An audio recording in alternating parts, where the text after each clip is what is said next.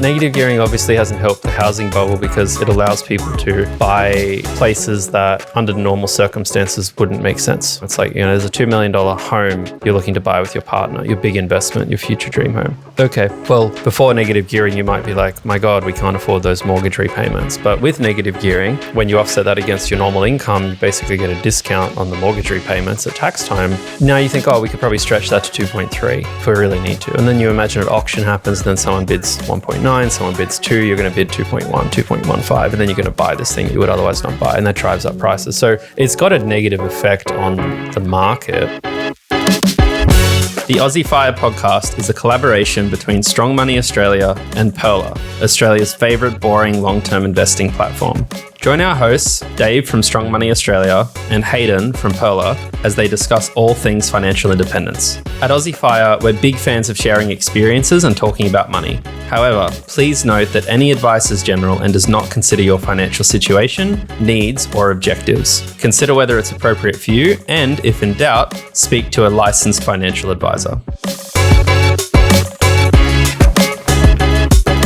All right, welcome back to the Aussie Fire podcast. So if you've been paying attention to any of the news, you'll know that there is a federal budget about to be announced, and there are some interesting whispers, let's say, about what the potential changes are that will probably impact quite a lot of people in the community and our listeners in general. So in this episode, we're going to take a bit of a look at what the proposals are, what we've kind of heard about, what we've read about, some of the things that might be changing with regards to capital gains tax and negative gearing. And we'll talk about how we're thinking about these sorts of things in general and any sort of changes that we might have planned for our own portfolios. So, Hayden, it should be a good episode. One thing that I've noticed is that every single day you read about this stuff, there is some new piece of information or some new theory about what's gonna come out, right? The story keeps changing. Yeah, I mean, I feel like it's been changing for a while, right? Like I believe when Labor got elected that they said they weren't going to touch this stuff, and that's not some Liberal Party shill thing. That's not my voting lines, but it's like it does feel a lot like no one knows what to expect. Like it's been very, we might do anything here, and I think for the listeners today, we will mostly be focusing on those topics, as Dave said, around CGT and negative gearing, because there's obviously a lot of other proposals and discussions with things around the budget, including spending restraint and all of that. Dave and I aren't experts. We're two just general random people on the internet. But we mostly want to talk about CGT and negative gearing on account of the fact that whether you're an existing home owner, maybe a little less so, but still the case, or more importantly, if you're someone who's younger trying to, get ahead when it comes to investing in something, these things affect you, which seems to be a lot of our listeners. So it should be a fun little speculative discussion. And for those who are listening after Tuesday, the 12th of May, maybe shortly after or long after, hopefully if you do still want to continue with this episode, you can laugh at us as we waste time speculating and worrying about things that did or did not happen. Yes, sounds good. One thing that I was wondering too, in the last couple of weeks of reading all of these different theories or different expected proposals and changes, is that some people suggest that news stories come out about a potential change and they're not by accident. They're basically like testing what the community feedback is in the kind of the 6 months leading up to the potential changes. What are your thoughts on that? Because there might be some merit to that, right? To see what people think of it, see what the feedback is early days. I have no hard evidence or anything to validate that to be true, but I would strongly think that that's true. Like a soft launch, sure. I think they call it. Yeah. Yeah, because what people forget is, that's so condescending. It's like people don't always forget this, but like what's easy to forget sometimes is that like the government makes the decisions, but like it's Treasury often who comes up with the proposals, right? Like Treasury being this part of the government, these like public sector workers, and they come up with good ideas. They're often like agnostic to politics. They're just like, what does Australia need? What do we need to do with this? And then it gets kind of filtered through the parliamentary party that's in charge, and they have to make decisions around palatability, electability, there's some examples we'll discuss in this episode, but it is political fundamentally because the people who are making final decisions are the ones who want to be elected. So I would strongly guess that they leak this stuff, or not even leak it, even just say, hey, we're considering this, you can talk about it, or through a proxy. And then they would have people in their party who are for sure, they're reading through Reddit, they're reading through comment sections of news articles, they're doing polls, they're trying to figure out all kinds of things we're going to talk about today. So yeah, definitely it goes through testing. Doesn't that sound like it sounds like a funny thing to imagine, right? These bureaucrats like sitting in their office reading through Reddit forums to see what people think of it. Yeah, I mean, it's probably more like, I imagine it's not so much the bureaucrats. I'm going to guess it's like Labor Party funded. I'm guessing. I'm not, in those circles enough. I doubt public sector workers will be doing that because they probably already made recommendations largely. Like I imagine how it works is that, they're like, we need to reduce income tax and we need to increase capital gains tax. And then the government's like, oh, I don't know about that one. Can we rework that to be softer? Or, that'd be probably what's always been going on for a long time now. Well, let's get into the capital gains tax proposals that you just hinted at there, mate. So currently, if someone owns an investment for more than 12 months and then they sell that investment for a profit, they're entitled to a 50% discount on those capital gains, and then they pay tax on whatever's left at their marginal tax rate. So one of the proposals that I've seen is that will change from a 50% discount down to either a 33% discount or a 25% discount. So you potentially pay tax on, say, 3/4 of the profits rather than 50% of the profits. That was what I was hearing initially for the last few months, but as of late, the story seems to have changed more to be around the indexation type strategy, where this is what they had, I think, before 99 or something like that, where they'll measure when you bought the asset, the price you paid, and then they'll track the inflation over the years that you've owned that asset, and you'll only pay capital gains on the profit above the inflation-like growth. So if the property grows at 3% and inflation is 3%, you basically won't pay tax on the capital gain because they'll say you haven't really made like a real profit. It's just inflation adjusted. Yeah, I mean, I think for the listeners who maybe aren't as familiar with it, if I remember correctly, the original introduction of a capital gains tax was a Labor era policy in the 80s or 90s, and then it was Howard who tried to simplify it to this kind of discount approach, because you could kind of imagine, like, if you've never heard of the indexation method before, maybe you have, but you haven't thought about it. Dave says this about inflation. It's like,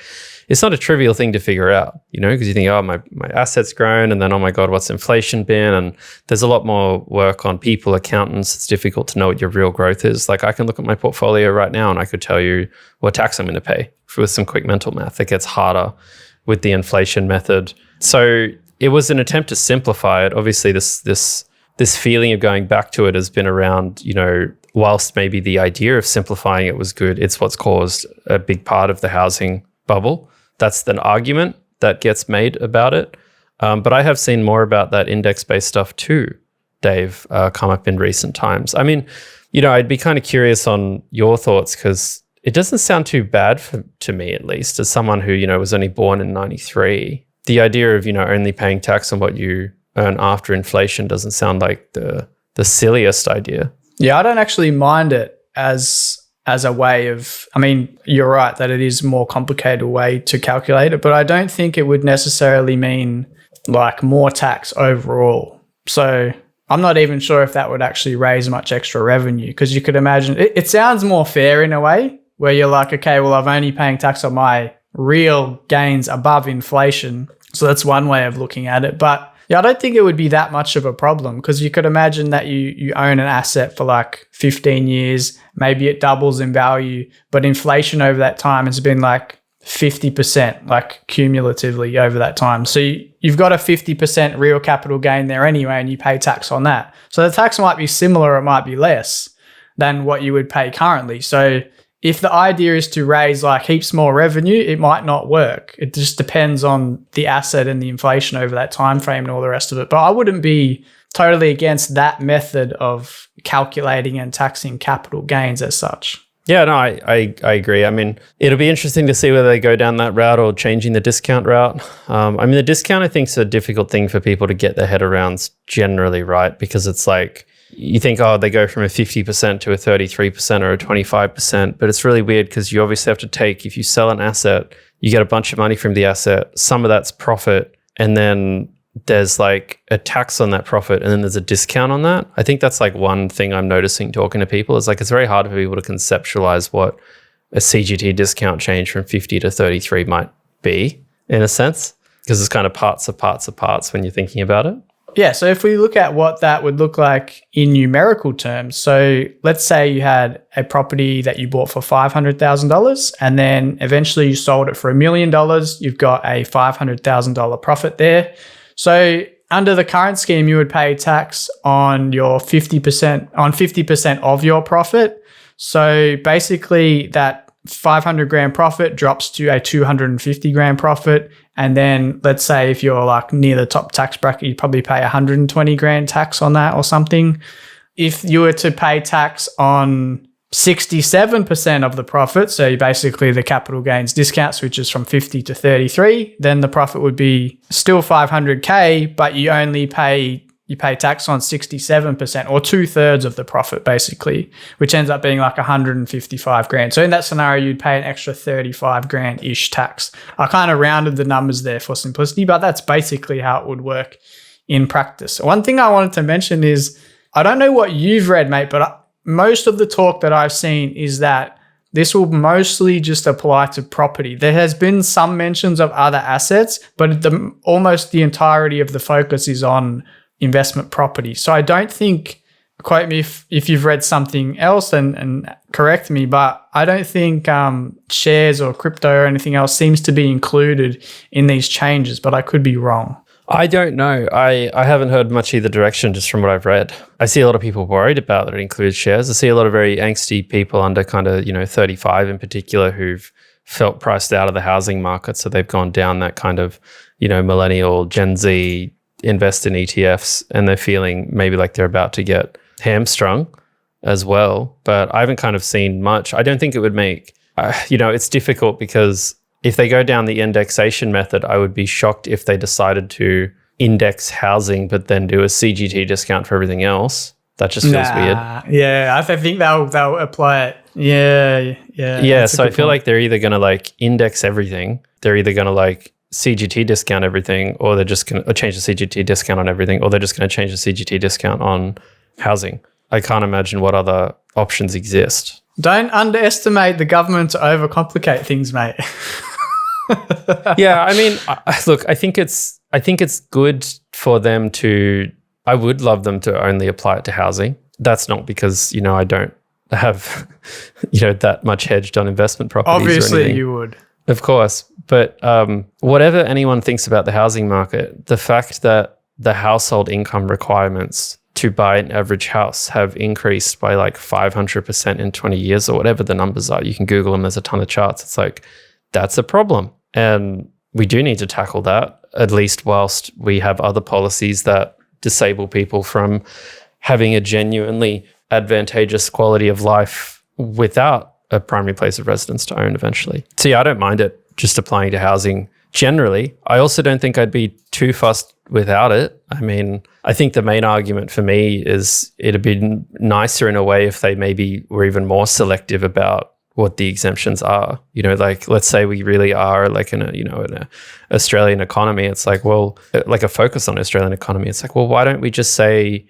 hey, if you start a small business in Australia, like if you decide to start your own tradie business and then you sell that business one day to another Australian organization, well, maybe that CGT should be exempt altogether or significantly, or like we leave that in, you know what I mean? So I wouldn't mind it if they were picky about what counted or not counted, as long as it seemed to genuinely serve the interests of people in Australia, if that makes any sense. Yeah, no, that does make sense. Yeah, I would agree with that. The other thing that I saw was recently like a hybrid model where they would have the capital gains discount apply up until a certain date, like let's say July. And then from that point on, it would be indexed. So it would kind of grandfather the capital gains discount if you bought 20 years ago, but then from July, any capital gain after that would follow the indexation method. So I suppose that it's kind of a strange model to work with, but I guess that would give them two different ways of approaching it, trying not to, because they essentially don't want to upset people, right?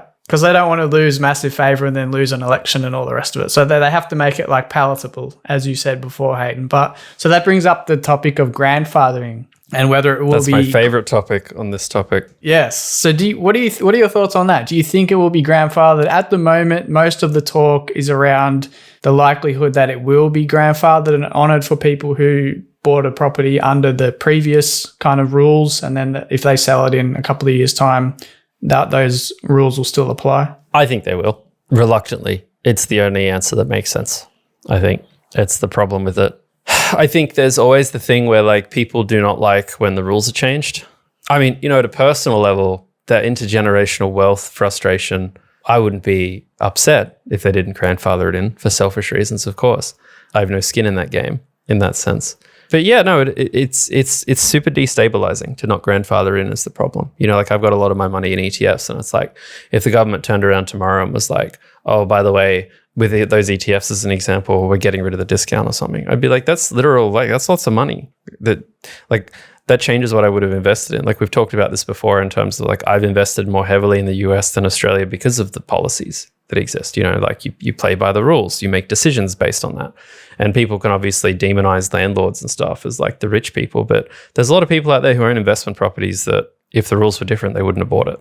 So I think they have to is the problem. And I think it's this kind of painful thing that we all just have to get over, particularly like the younger crowd. It's like, it just sucks. Maybe they don't, but if they do, it's like, I don't know what else they can do a lot of the time. Realistically, what is another option for them to just say to a bunch of people, actually, you got to pay more tax now on this thing? Like, do you think they have the confidence to do that? I think that would be pretty brave to just say, sorry, the rules don't apply anymore. We're going to change the rules based on decisions you made maybe 5, 10, 15, 20 years ago. Because you're right, that whatever rules are in play, that does affect how people make decisions now and going forward. So it would be relatively strange and unfair, right? Or to not honour the rules that were offered at the time of someone making a decision. It would be kind of like saying, okay, we're going to change the super tax rates.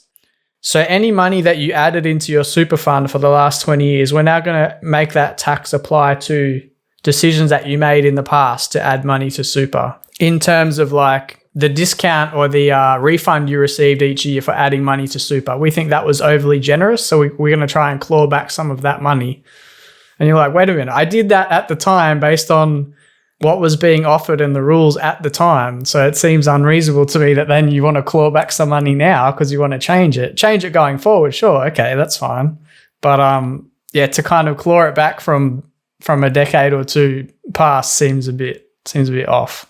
The only way I can ever imagine that the government actually can make these things work sometimes is if they actually go and say, we're going to cap it or something like this, right? Like I think they're going to try and get around this in other ways, like because you can't kind of hurt the quote unquote mum and dad investors or the everyday people investors, because then the whole kind of society gets a bit destabilized. But, if you kind of said, for instance, we're going to cap the CGT discount benefits to $100,000 every financial year or something like that.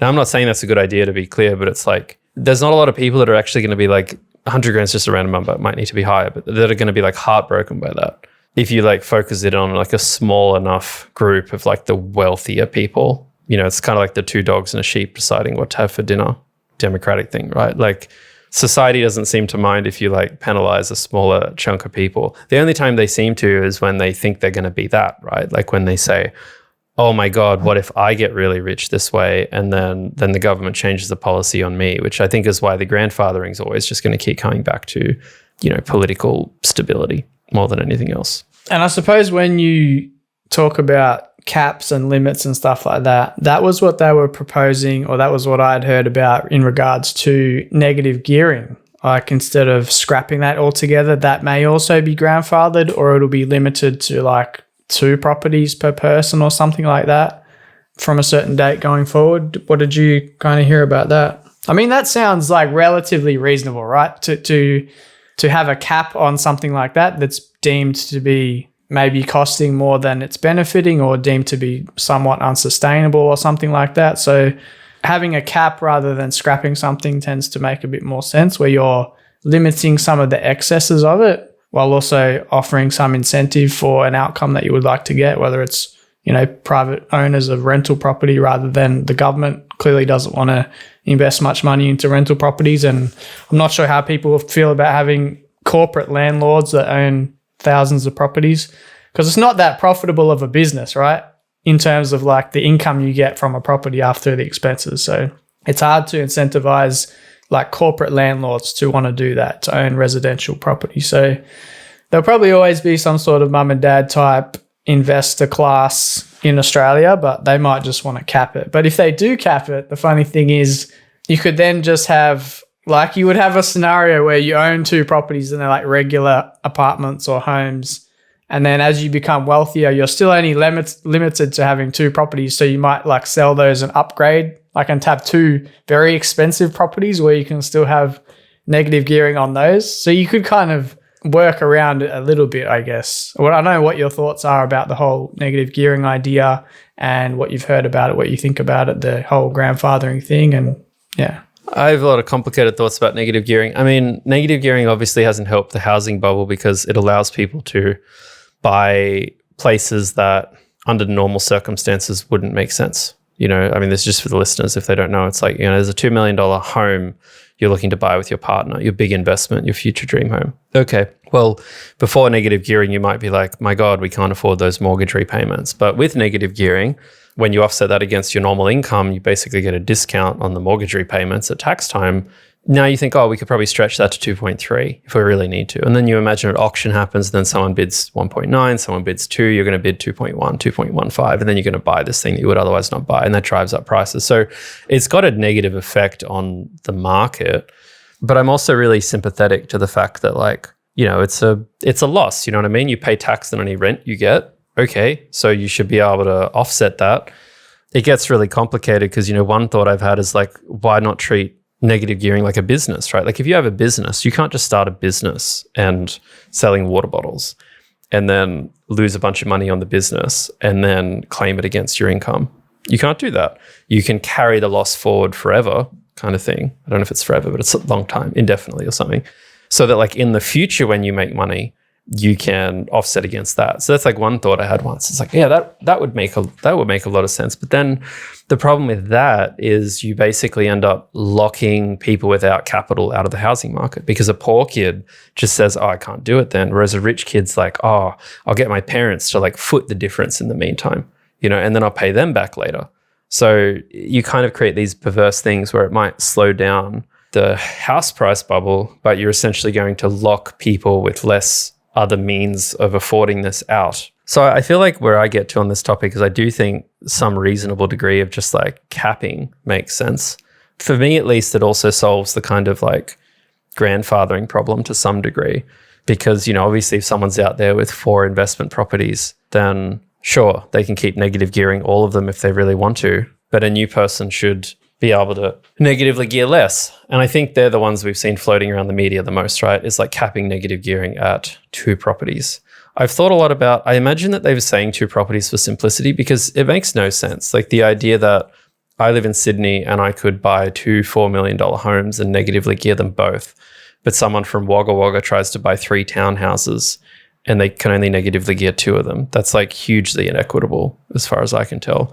I'm imagining that the reason they've been floating the whole capped at 2 thing is just because, try explaining to a tipsy 45-year-old who doesn't know much about tax policy what capping negative gearing deductions means. Yeah. They'll just be like, I don't get it. But like, it's very easy to imagine like 2 properties, even though I think that's unideal. So I wouldn't mind like a cap on it, but I would prefer it if they capped the benefit rather than like the number of properties. Also, yeah, it's like we don't need to play games. Like the best case for negative gearing, which is why I'm sympathetic, is like, let's say you're a young single person. You want to find a partner. You'd like to have a family. So you think, I'm going to go buy a 3-bedroom townhouse, in the outer suburbs of Melbourne. I can't afford to live in that right now. But you know what does make it affordable is if I buy it and I rent it out. Because renting it out means all of my mortgage is deductible. I can deduct it against my income. I can't afford to live there now, but I'd like to get in the housing market. I'd like to have an investment. I'd like to pay it off over many years. And then maybe in 7 or 8 years, I can move into it.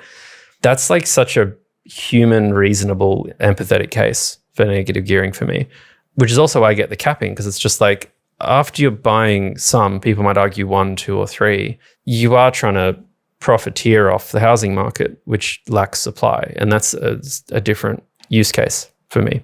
It's interesting, right? Because all of this stems back to trying to create incentives for people to save and invest in various asset classes. You could argue that residential property shouldn't be an investment asset class because it's like a consumption good or whatever, like a necessity in many ways. But generally, this is what's trying to be incentivized. But then it gets argued that, well, those incentives are too generous and help people who have money. But then if you take the incentives away to do certain things, then it also can start to damage the incentive to then become a self-funded retiree rather than just like, well, what's the point? What's the point of having 1 or 2 rental properties and living off those when I could just get the pension and get the same amount of income and not have to take any risk and not have to worry about any of the stress or anything like that. So it's very tricky, right? Because you're trying to incentivize certain behaviors without succumbing to the excesses of those behaviors and trying to round off the edges in many ways to try and create this scenario where people are incentivized in healthy ways, but you don't have the downsides that can possibly come with that, or the backlash or the market effects and all the rest of it. Yeah, for sure. It is very interesting. I think what I just feel with negative gearing is that I think at the bare minimum, every young person should be able to negatively gear 1 property at a minimum against their own income. That's probably where I'm at the moment. Maybe my feelings on that will change. Person? Whatever. I mean, an old person if they want to, of course. But yeah. It's like, that makes sense. Everything above 1 property, I kind of get the resentment. That varies over time. Sometimes I'm softer about that or not. But all I could say is it would be an obvious mistake, and I don't think the government's ever indicated that they would do this to just cut negative gearing altogether. They never would, because that would just start the biggest intergenerational wealth divide conversation, in history. So it sounds like nothing too crazy is going to happen on that front anyway. At least that's the impression I get. Okay, that's interesting, because the main argument for getting rid of things like that is that it benefits people who have money, but you're saying it benefits people who have a little bit of money to do something with, and that can really help them become people who have more money rather than just it helping existing people who already have money. Because that's the argument, right? Is removing these benefits so that it fixes some of the inequality shit, supposedly. I think the way you could think about it is like the CGT discount on housing does very little to directly help someone buy and own a house and live in that house forever. It literally just helps you buy other houses to make them go up so you can sell them and buy a house. It's a proxy benefit. You can get that benefit through a whole range of things. You could start businesses, you could buy businesses, you could buy ETFs, you could buy equities, you could buy houses. It's just a thing that helps you get to that Australian dream, quote unquote. So I'm like, okay, sure. If it doesn't exist, it's like, that's fine if it helps the housing pressure. But negative gearing, at least for 1 property, feels like an actual strategy that helps achieve that goal, right? Because like you could say, people, number 1, want to be able to buy, pay off and live in their own home. And then number 2, to some extent, is they just don't want the housing market to go crazy. Because obviously, like, no one cares whether the housing market's going crazy or not if they were unable to ever live in their own home. There's a general comment. So that's why I'm softer on the negatively gearing part, because it's actually a tool to achieve the goal. It's just, it makes no sense why it was so overused. Or another example of what might make some sense to me is that, every individual is allowed to negatively gear 1 property. But then after that, they can negatively gear as many as they want, as long as they're new properties or whatever that policy is, right? Because supply is still the problem. It's just the government also recognizes that fixing housing supply is like a multi-decade problem. Nothing's going to be fixed on housing supply by 2029. So that might make sense too, because that was one of the original negative gearing policies, I think, too. I'm not too sure on the history of that one, but it only applied for new builds. That's one of the proposals, I think, or one of the things that people have floated that would be a healthier outcome or a healthier way to approach it. We're offering the benefit while still trying to encourage supply to try and help with prices and that sort of thing. Yeah, I still just think everyone should have one property. Like I haven't done that myself. I don't think I'd need to. I think just where I'm at financially, if they cut it, I'd still probably just end up buying a house just later. Like I'd be okay, but there's definitely, I've just so many friends in my life that have gotten that security of getting a house they want to live in, and they have moved into it. And it's been really heartwarming to see them be able to afford it in the interim period. Maybe they're living at home or something else. And yeah, you could say, oh, well, just don't buy it later. But that's fine for me and a bunch of other people. But most people just are thinking much simpler than that, They just want to buy the home. So you think people buying homes in their 20s and 30s as rental properties to move into in the future is more common than people realize? I couldn't speak to how common it is. It just makes sense to me. I don't care if it's 10% of people. It's like, it just seems reasonable. Because it's often the case, like if people are confused about this, it's typically the case when someone would like a house for the future that's too big for them now. Because obviously, like a good example might be if you don't have a partner. Like a 2-bedroom apartment might be too big for you if you're single. But if you think you're going to get married in a few years, then it's a perfect size. And then you have 2 people paying it off. But right now you don't have 2 people paying it off. So without the tax deduction, you just can't manage it week to week, month to month, So that makes sense. But I also wouldn't mind like capping it to some degree. I mean, if you want to be aspirational and help young Australians get their first home or whatever, it's pretty reasonable to assume that first home doesn't need to be worth, I don't know, let me pick a number, more than $1.5 million. Like we don't need to help people in Metro Sydney, where I am, get their $3 million home in Strathfield. Like we could make some reasonable concessions and say, if you want to live in one of the more densely populated parts of Australia, it's fine to cap it at an amount that's a townhouse. Like we can't all have 1,000 square meters in Sydney. But that's too complicated again. This is the problem with all of it, is you have to draw the line somewhere. Like okay, I understand the point of this. I understand the idea behind this. I understand the incentive here. But you're like, okay, well, maybe we have to draw the line somewhere with helping people, with incentivizing people, with all of the rest of it. It's very, very tricky. It's just so multidimensional. Like I feel like the more I read into it, the more I nearly sympathize and pity the government to some degree. Because I bet it's an impossible problem. Like you think about all this stuff and you think, okay, we've got a good policy that makes sense and we can get people behind it. But then, they go and change CGT or they go and change negative gearing. What do you think everyone's going to do? They're going to increase rent. And now the government's gone back to like creating a rental crisis. Or, depending on how they do it, you mentioned this thing around, they're only going to start this from July 1. Let's say they do it that way. They only introduce the CGT discount from July 1 or they change how it's calculated. It's like, well, the problem with that is then you get a rush of people going and buying, right? Like if people who don't, like, let's say the tax policy is worse, you're going to get a bunch of people buying, and then the auction, the auctions that go on the 15th or whatever of May, that Saturday, they're going to go crazy. And then the news articles are going to be like, Labor causes the biggest housing price spike in 10, like, yeah. It's such a effed problem. And if you say, okay, well, they'll do it at the announcement. They'll say from this budget release tonight, Tuesday, the 12th of May, everything after this has changed. It's like, okay, but then like, how does that work for someone who signs the contract on the Wednesday?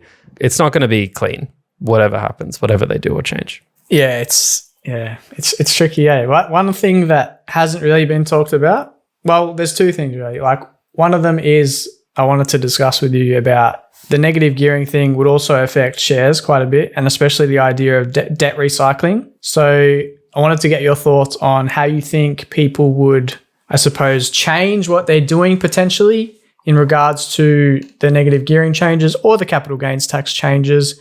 And then maybe after that, we can discuss franking credits, because that hasn't been floated, but there's a potential that changes in the future too.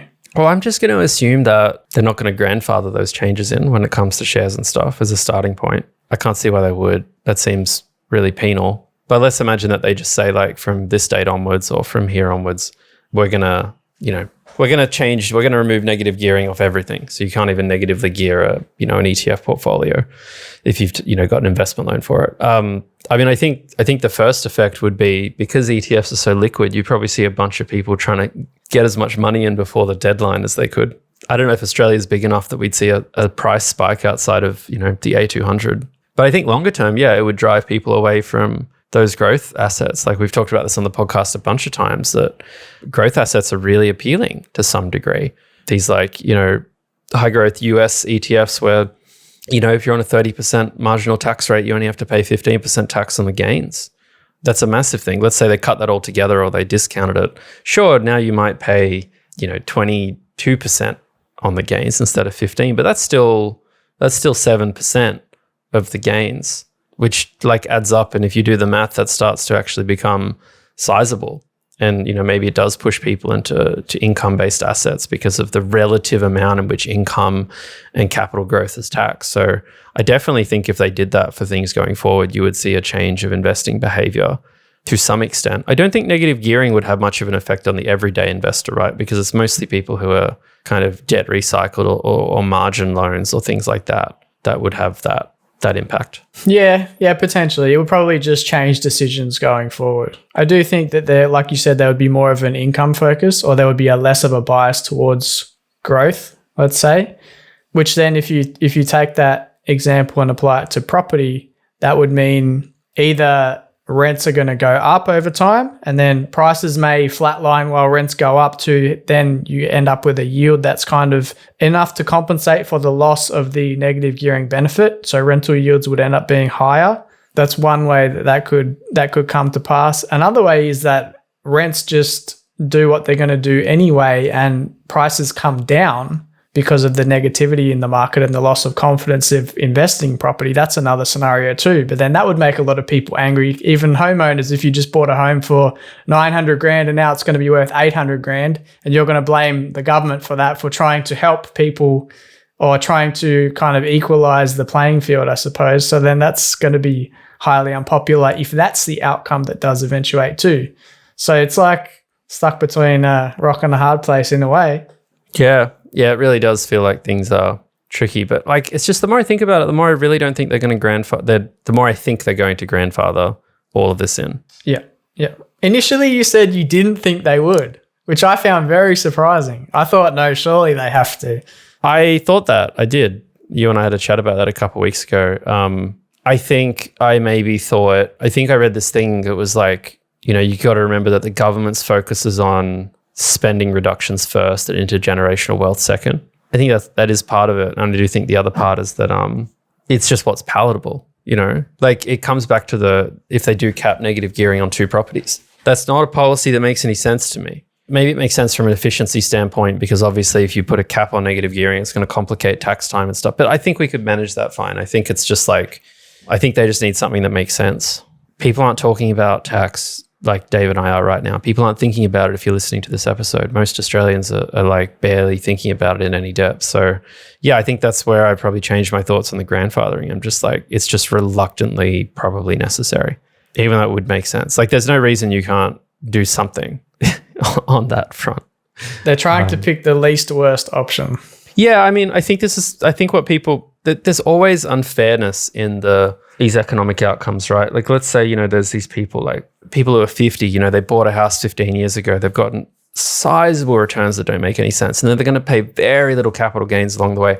And then they've like negatively geared this along the way. And then they've done it for many properties. That might be something that, we're all permanently or, indefinitely, I should say, unable to access.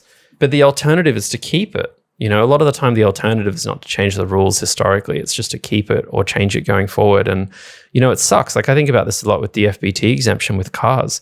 Who are the people out there buying EVs right now in Australia? It tends to be the wealthier people. They're getting tax exemptions. And it's like they're doing that to try and get higher sales. And that eventually flows onto the secondhand market. It just sucks. And there's just caps to what you can do about it. And that's a mentality I've at least tried to approach with certain things, is just being like, yeah, it doesn't make sense intellectually, but yeah, it's just what it is sometimes. And you got to get on with it and just assume that there'll be things like that in our own lives as, young people, in our case, in our 30s, where in 20 years, they'll change the rules again for new people. And we'll be like, oh, guess we got lucky then that we got all of that, If there's one thing that you can be sure of, it's that whatever the rules are now, they'll be different in 5, 10, 15, 20 years. I think that's pretty much a certainty, right?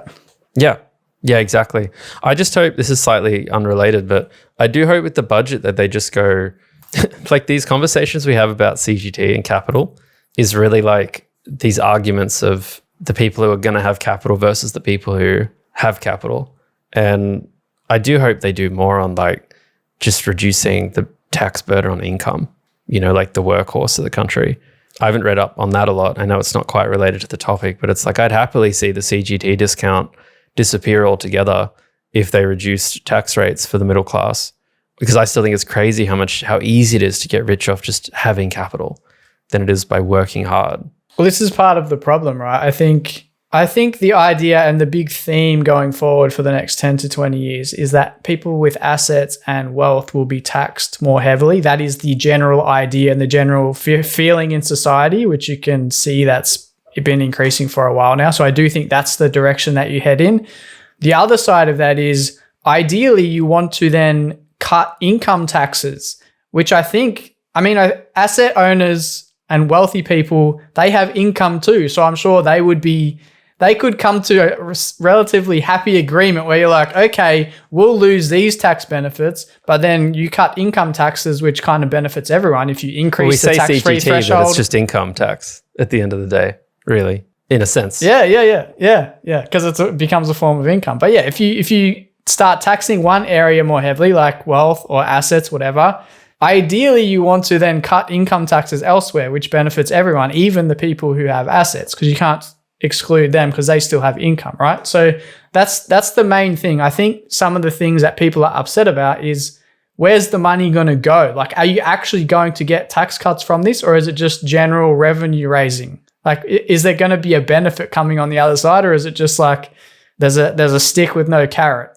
What's I think it is hard, and I think what's really interesting, and maybe for the listeners, is I have this strange life in a way where like I have a small business, in the sense that I have a business that does under 10 million a year in turnover, and it's like, it's the older I get and the more I spend time in it, the more I think about all the cool things we've done for Australians. I think about the people who we employ, and I think about part of what makes that appealing is also the fact that maybe capital is less aggressively taxed than income, and there's these like so many, it's such a fascinating topic, and I'm sure a lot of people have felt this. It's just like endlessly, like every answer leads to another question, and it's just like, at what point does taxing income less and capital more cause you to have a less productive society? And it's like, where are the lines between fairness and productivity? Because as a general rule, it's like, you look at the US is killing it in terms of like net productivity. Like look at what they're doing right now.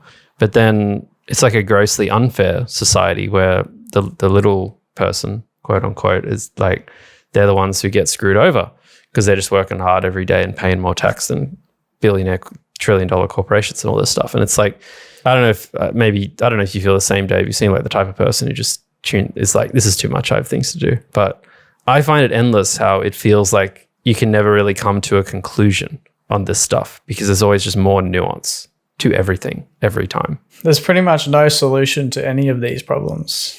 So I would agree with what you've said there, because you want to incentivize innovation as much as possible, because that's going to lead to job creation. But then you want to encourage capital to invest and create jobs, but then you don't want to have to raise more taxes from workers, because obviously they're the ones who have less money to begin with, and you want workers to have a decent amount of money because then they'll spend more money and then the economy will go round and round.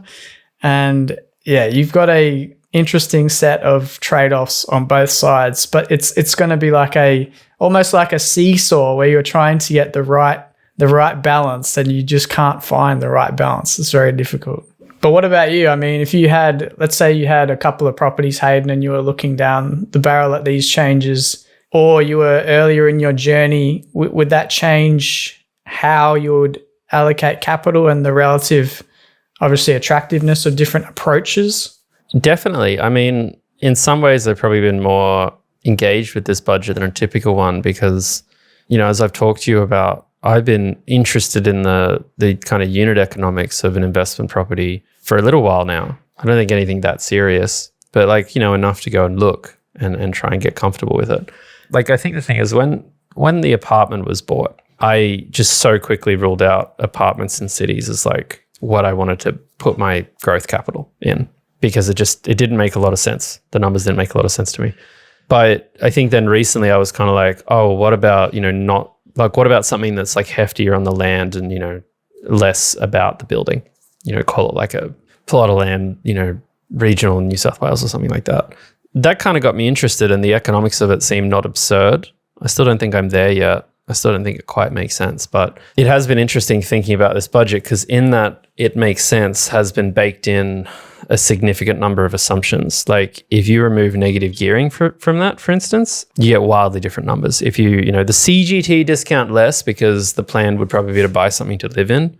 So it's kind of a little moot. And also, like, to some degree with the CGT discount stuff, it's like, okay, you buy a house, unless you're trying to buy it and sell it quite quickly, like, who's going to get that stressed about what happens in 10 years? The discount goes from 50% to 33%. And maybe I shouldn't buy that house that I plan to sell in 2037. Like, I don't think that's as sense making, but I think the negative gearing part probably is, which is why I also don't think they'll just like gut it, because it's just, it's a big thing. So yeah, that's the main thing that has been on my mind, is like, what would the changes be to negative gearing, if any, because that would significantly change any approach I ever potentially make to buying property. Because I just don't think, like, I think the only natural progression from an apartment would eventually be a house. And then the real question is, like, do you just keep saving and saving and saving and working hard till you can just buy the thing and live in it? Or do you buy it earlier because you think the market's going to be hotter? And then again, all this budget stuff just makes you, it's terrible, because the more you think about it, then you're like, well, if the budget stuff's really about keeping house prices down or keeping, stopping the bubble happening, it's like, well, then all the growth assumptions people have about the housing market might change, because the growth of houses on average in Australia is going to be heavily driven by tax policy. I shouldn't say heavily, at least partially driven by tax policy with a reasonably high degree of certainty. So the whole conversation in a way has kind of, for me personally, thinking about housing, A, made me be like, I don't even want to think about it because it feels too turbulent. But then B, it's been such a reminder that it's so difficult to make these long-term big capital decisions off so many fickle things that could change. I don't think it's out of the question that a government would ever retroactively cap the size of the negative gearing deductions. I think in general, like, the government is much more comfortable to make changes that affect a smaller number of people. And I think that's definitely the case. Like, I don't think they'd grandfather something penal in that's going to affect a lot of people, because that's just how you lose office at the end of the day. So they're my kind of late night musings for myself, which is probably pretty boring. No, I think that's a reasonable way to look at it. I do think that if you're at the start of your journey, it does make a property heavy strategy, especially the way most people approach it in Australia, which is leverage, negative gearing, capital growth focused. It does, in a very acute way, affect that specific strategy. If you're following a more of a cash flow approach, not so much. But yeah, that's definitely going to change some investment approaches, I would imagine, if you're at the start or the middle of your journey.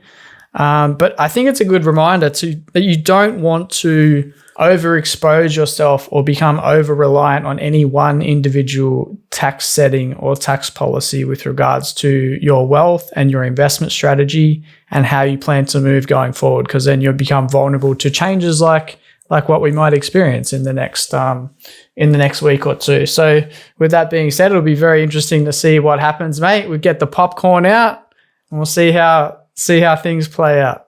Yeah, definitely. And I hope, just above all else, I hope whatever the government decides to do, they actually keep trying to solve the core problem. Because at the end of the day, the core problem is that Australians want to be able to live in a house, whether this is smart or not, that they own outright one day. They want to be able to start that journey sooner rather than later. That's the core of it. So, the more that does that and helps that out for the everyday person, the better. So yeah, hopefully there's some good stuff that comes out next week. I'm a bit skeptical of that, but yeah, okay. Yeah, we'll see. It's a fun night.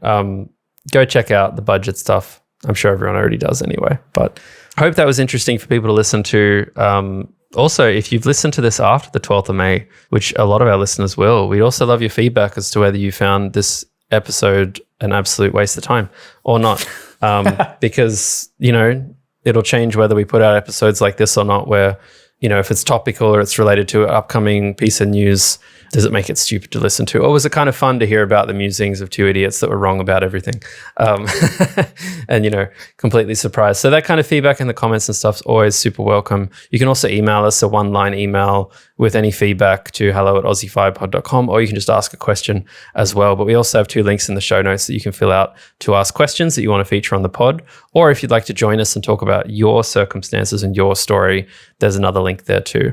Alternatively, if you are of the Gen Z crowd or affliction, you can message us on socials at Strong Money Australia or Perla and reach out to us anytime. Otherwise, it's been a real lovely time chatting to you, Dave, about tax. Such a thrilling topic. And we'll catch our listeners in the next episode. So thanks, everyone. Thanks for tuning in, guys. See you next time.